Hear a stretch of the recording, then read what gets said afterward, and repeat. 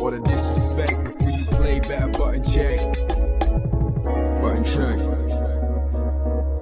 What is up, Butt Check family? Welcome back to yet again a beautiful, believe it or not, beautiful morning of checking these buttons. We are back. I have a crazy ass update, as you could probably tell by the surroundings. Chapters down below if you guys want to skip around to a certain subject. And of course, that subscribe button is still there, whether we're in the hospital or not. The subscribe button is still there. And ladies and gents, there's a lot going on. You might be able to guess from the chapters or the title of the video as well. I'm going to explain everything at the end of the video, so definitely stay tuned if you care to find out. It's crazy. It's been crazy, but either way, somehow we are still here, and we are still here for y'all to check these buttons. So ladies and gents, without further ado, let's get these weekend's buttons. Let's go. All right, now into the first set of CEO buttons that need to be checked. All right, so Alex Jebailey, right, Mr. CEO himself, posted this the other day saying it's official 2023 with lots of news and updates as far as CEO, and you can see the information on the screen. It's going down June 23rd through the 25th, which means this is going to be the first major ever to feature Street Fighter 6 right off of the gate, right? So there's a lot of pressure. It's a huge tournament, right? Just second to possibly Evo, but a lot of people love CEO. CEO's been holding it down for a long time. Now they get to feature Street Fighter 6, right? The game that's apparently, hopefully, supposed to try to turn the FGC for the better, right? Coming out this year. So we're all excited for it, and I noticed Alex followed it up as well, saying, all I'm asking is for some compassion as the poor bastard that needs to make sure everything goes right on the first go for Street Fighter 6. We will do our best to welcome a new generation of players and run things the best way we physically can. And following up that note, I know the FGC was reacting big time to a statement that he made recently as well, literally a couple days ago, saying, I'm only going to say this once, absolutely. Do not slide into my DMs for commentary work for Street Fighter 6 and CEO if you have not spoken, or if we have not spoken since Street Fighter 4. You weren't there for me during 5 when I needed you the most. Damn. And people are loving this. Everybody's commenting like, that's what's up. Pick up your crown, all that good stuff. And that's real talk. He's like, yo, a lot of people dipped out during 5.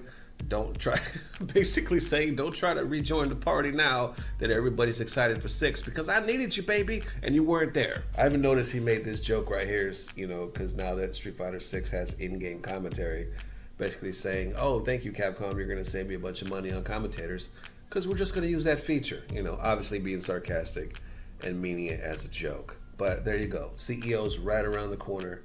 Jebailey's firing them shots in a good way, but it's going to be the first one, right? First major to feature Street Fighter 6. How y'all feeling? And for the next set of major buttons that need to be checked, Defend the North is back, and this time it is back a little earlier. So last time it was in October. This year apparently it is July 14th through the 16th. Once again, link for all the content down below in the description field. Definitely check out these tournaments and content creators. So it's hype, but you'll notice on the flyer they also say world's largest PC FGC tournament is back. So that leads me to believe that once again, it's going to be all PCs, and they're going to continue that trend. Now, I know initially they were working with Saban, right? Or Turo with the whole Matcherino thing. I don't, if I had to guess, this is me guessing, I don't know if they're going through Saban again, like NYC Furby. I would say no. That's, like I said, that's me guessing. I could be wrong. But the fact that they're going to go through this again says a lot, because you're still not really seeing that with everybody else. You're only primarily still seeing it with Defend the North. A lot of people respect this. A lot of people think it's huge for the FGC. And either way, they're going to continue it forward, right? For the PC Master Race. How y'all feeling? Defend the North is back this year. New York and Brooklyn. So I'm assuming it's going to be in the same venue as last year, since it pretty much, you know, I think they were happy with the results. So how y'all feeling? All right, next up for them hacked buttons that need to be checked. So TrueUnderDawg, right? A lot of you that watch this channel obviously know who TrueUnderDawg is as well. Huge YouTuber, especially for the NRS community, been around for a long time. Apparently, he posted this literally just yesterday, right? Saying, holy shit, someone hacked my Gmail account. Does anyone know the fastest way to fix this? I tried Google Recovery, but it keeps asking for a USB security key, and obviously I don't have that. He adds right here saying, everyone who is following me, please tweet at YouTube, and he puts all their accounts. Basically, he's just trying to put the word out. I also did the same thing on my Twitter account. Hopefully we can get more eyeballs on this. At the time that I'm recording this, which is the same day, I still see his channel is gone. He has 2 links on his profile page, right? I'm not sure if one is like a clips channel or something like that, but one of them is completely deleted. Like, I'll put the information obviously on the screen. The other one, when you click on it, is really weird because it almost goes like to like a Tesla page. It has like the Tesla symbol. It still says like most annoying zoner. I think there's only like 1 video up there, but basically, obviously you could tell that it's hacked. Like, all the information is gone. And this sucks, right? This is honestly a content creator's worst nightmare. You've been putting years and years of your work. The feeling I described to somebody the other day, because the same thing happened to Perfect Legend, I want to say like sometime last year. It literally feels like you just got back home and your house is burned to the ground. You know what I'm saying? All your valuables, everything that you've collected through the years, everything you worked hard for, just burnt to the ground, and you have to start over. And you don't know if you can start over. Like, it's the craziest feeling in the world for a content creator to go through something like this, putting years and years into the game, building up such a huge following, especially like his following. What does he have? Like over 300,000 subscribers, if not more. And like I said, going off of previous experience, the good news is I have seen a lot of content creators be able to recover their video if they're able to get a hold of YouTube.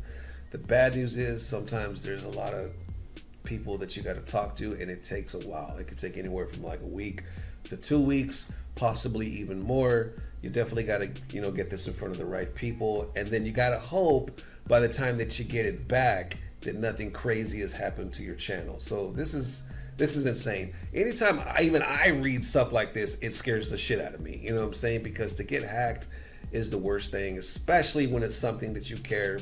I mean, this is it. This is your livelihood. This is your work. Your life's work, basically. So I can only imagine what TrueUnderDawg's going through. So there it is, ladies and gents. Definitely let me know how you are feeling, and let me tell you how I am feeling. You could probably guess. I got so many damn IVs in me right now. I've been shot up in every arm. So this is what happened. I feel kind of silly, but I feel like there needs to be a big explanation because of the last video that I did.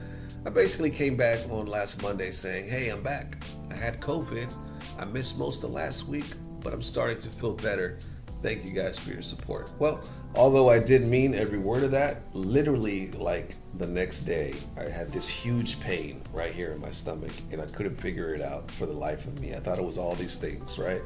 So lo and behold, on Tuesday morning, I ended up rushing myself to the hospital because my family and everybody was at work. And for those of you that are in the Dallas area this week, we had an ice blizzard, right? Like a snowstorm, so to speak. Roads were closed. So I'm slipping and sliding everywhere trying to get to this hospital. Luckily, it's not too far from my house. I get here, I check in, they do all the scans. Thank God they're able to find what I'm talking about, right? Do the MRI and all that good stuff. I get here, and first of all, right off the bat, I still test positive for COVID, and now I'm testing positive for strep throat. But I get here, and they tell me, all right, good news is we identified what it is. Bad news is, on top of the other stuff we just mentioned, was you somehow have a blood clot on your kidney.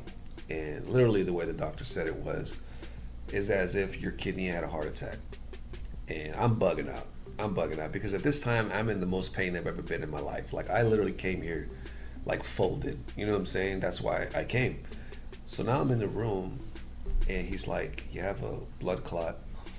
We have to figure out. He's like, we're assuming COVID did it because COVID causes blood clots. Now we got to treat it, right? They get me on all these meds under the sun. That pain lasted from 8:30 in the morning till like 11 o'clock at night. And it literally had me crying at times. That's how bad it was. I was just like this. I've never felt anything like this in my life. And they hit me with that good medicine, and I still felt that pain. Anyway, thank God it started to go away around 11 o'clock at night. And I can honestly say since then, it hasn't come back that strong. I feel it faintly every now and then, but I think because of the good meds and the antibiotics and everything, it's doing its work. Now, just when they were thinking of releasing me, they come back saying, oh, we just realized you also have a tear in your kidney, and it's in a random spot, to the point where we don't even know how that could have happened. We're going through all these scenarios, and they're like, I'm sorry, we just can't tell you. And I'm talking to like kidney specialists, you know what I'm saying? And they're like, we just don't know. All we could do is treat it. So I had to stay in here even longer. Like I said, I got here Tuesday. By the time you're watching this, it's probably Friday. And they're saying, we got to wait for another specialist to see if you need surgery. So I'm basically in here losing my mind at that point, because I don't have my wife. I don't have anybody. I didn't plan on, you got to realize, when I came, I wasn't planning on staying here. I didn't bring any clothes or anything. No charger. My phone is dying, so I didn't have no internet access. I got a little TV with a couple of channels. That's it. You know what I'm saying? And because of the COVID and the roads, my wife can't see me. You know what I'm saying? Today was the first day that she was able to come and give me this care package, which I have the laptop now, and which is why I'm making this video. I still wasn't able to see her. She had to drop it off at the front. But the whole reason why I'm even doing this, because some of you are probably like, Nesto, this is too much. You know, you guys usually are amazing, showing the love, saying take your time and heal, no matter what I've been through the years. But I want to let y'all know the reason why I'm doing this is because when you're in a hospital like this for days on end, you start to go crazy, especially when you're just in a room like this. You know what I'm saying? You don't sleep all the time. You just kind of just twiddling your thumbs. There's not always something to watch. There's really nobody to talk to. So I needed something. This right here, working right here, helped my mind. You know what I'm saying? It's helping me mentally. And still, I'm going to take it easy. I'm not going to rush the edit or anything like that. But I needed to do it, and I wanted to see if I could. As long as the pain stays like, you know, very low, then I'm like, I need to do this. They're leaning towards no surgery. And they're like, we think with the medications we're about to give you that this thing could heal itself over the next few months. We're going to be checking you on and off. And that is insane to me, because now I have to do all these new medicines, basically live like a new type of lifestyle. And it's insane. It's something I never ever thought I would have to deal with, especially this soon. And now I have to just be concerned about a rip and a blood clot in my kidney. You know what I'm saying? They keep reassuring me that the medications should help tremendously. So all I could do is put my trust in them and my faith in God. Hopefully the next video could be by Sunday, if not Monday the latest. But love you guys. You have no idea how much I miss this, and I just want to get back to normal life. And I'm hoping to God I can make it to some tournaments this year, but we'll see. Love you guys. See you soon. And as always, even though we are wired up, IV'd and poked all the way up, you know what I'm saying? I don't know what any of this is, but I know it's about to get better. Love y'all, fella. Peace. Blah, blah, blah. Subscribe.